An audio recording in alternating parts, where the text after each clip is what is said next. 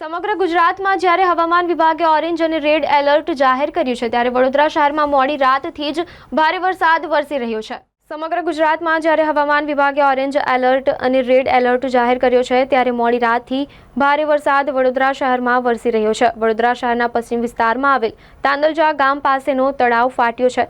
તળાવ ફાટતા કિસ્મત ચોકડી, શ્રી મહારાજા ચોકડી જતો માર્ગ પર પાણી ફરી વળ્યા છે। લોકોના વાહનો બંધ થયા છે, સાથે જ પાણી ફરી વળતા ઘૂંટણસમા પાણી ભરાયા છે।